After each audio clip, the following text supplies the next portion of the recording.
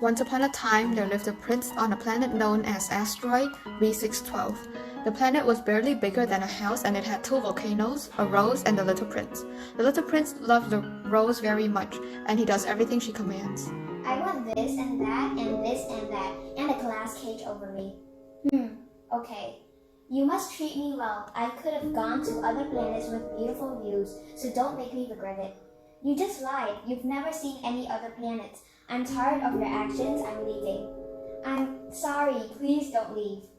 Goodbye, Rose. On the first planet, the little prince met a king.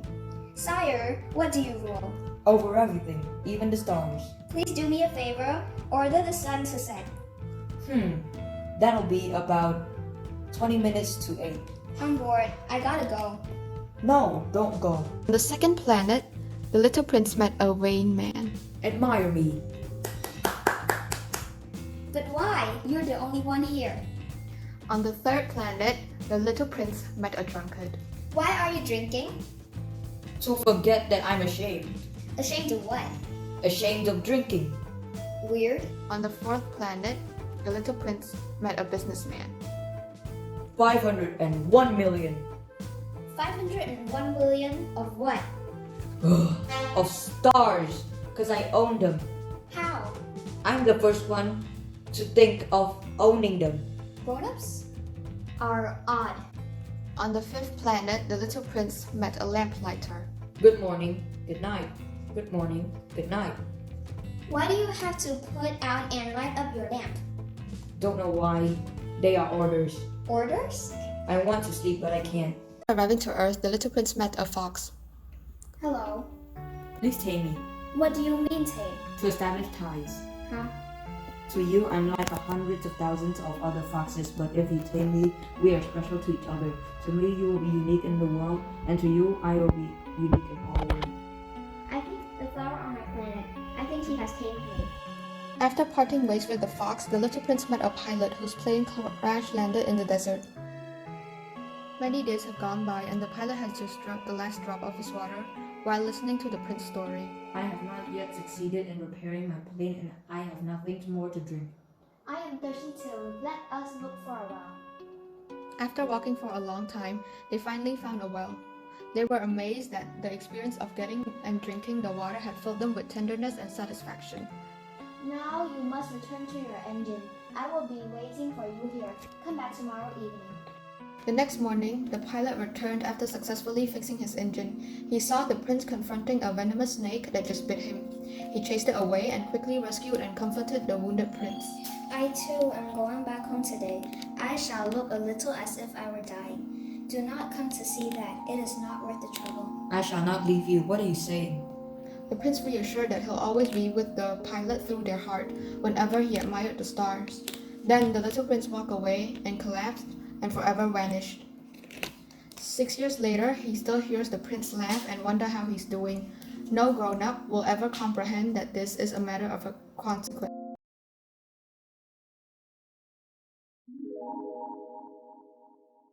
Saint Exupéry's book, The Little Prince, exposes many social issues during his time and also in the modern world. The issue of prejudice was specially addressed in Chapter 4. The narrator explained that the asteroid's discovery was rejected simply because the astronomer was dressed in traditional Turkish clothes. In the real world, people are more biased towards outside appearances rather than what's inside. Furthermore, during the Little Prince's visit to each planet, we've seen some negative traits which adults possess. The first adult that the Little Prince meets on his journey is the king. The negative personality trait which the king represents is the need for authority. Following his meeting with the king, the Little Prince visits a second adult, the conceited man. Conceited people always think that they are the best and require praise from other people, but because of their self-centered personality, they are usually lonely. After meeting the drunkard on the third planet, the little prince is confused by this character. The prince discovers that the man drinks in order to forget he is ashamed of drinking. This character teaches us that adults are likely to ignore important underlying problems and instead search for quick solutions. The adult which the prince encounters on the fourth planet is the businessman. This man represents many adults and has a trait which they all possess: preoccupation with work and matters of consequences. He barely has time for interaction with other human beings. Lastly, the snake that the prince met on Earth represent the bad people in society, good at convincing innocent people, and ultimately the snake killed the little prince. The reader's takeaway from the prince's encounters with these adults is that their beliefs are all absurd, irrational, and contradictory. Their lack of imagination causes them to blindly follow norms and responsibilities that the society has set, and not questioning why it is that way or how it could be better. They believe that they only have time for things which are important, yet they do not understand that there is more to life than how many things they own, control, or oversee. Now, what are the matters of consequence? We have personally interpreted that matters of consequence are basically like a cause and effect. That refers to any circumstance that will either result in failure or success, depends on how an individual deal or behave towards that matter. In fact, the businessman from the Little Prince book is mentioned to be concerned with matters of consequence. If we look into two different perspectives, we can only partially agree with him. So, what are the matters of consequence to him? If he's just doing sums and counting stars, then his matters of consequence is all about greediness. He doesn't care about anyone, not even himself. He doesn't want to talk to the little prince because he may distract him from owning the stars. We can see these matters of consequence in our society, where they value figures the most. Nothing is ever enough to satisfy their need, so all their efforts are made towards those subjects, not themselves. Instead, they and the businessman shall take some time for themselves and do the things that they love. However, when the businessman represents the head of a family, the matters of consequence here are his responsibilities to work hard and earn money. If he does not concern with this matter of consequence, meaning that he doesn't care about anything or responsible for anyone, not only will he suffer then, but he will also distress his family. So, the roles of the businessman are enough to tell us to be aware of what to prioritize and what we should be concerned about the matters of consequence.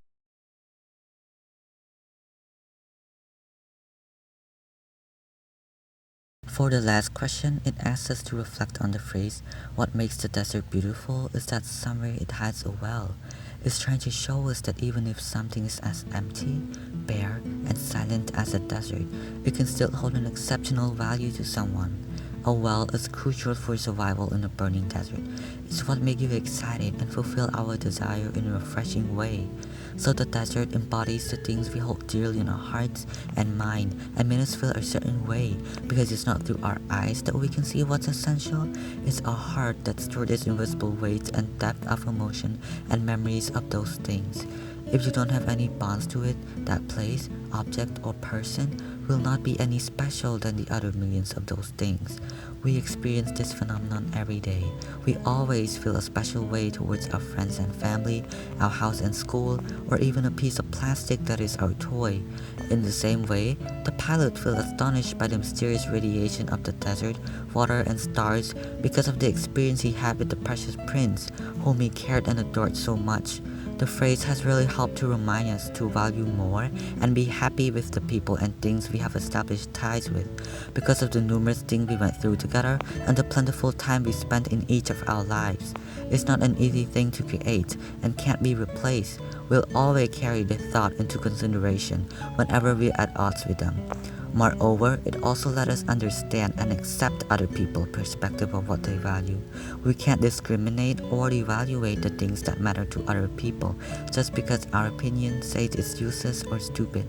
We couldn't grasp what's going on in their heart, so we should have more empathy towards them.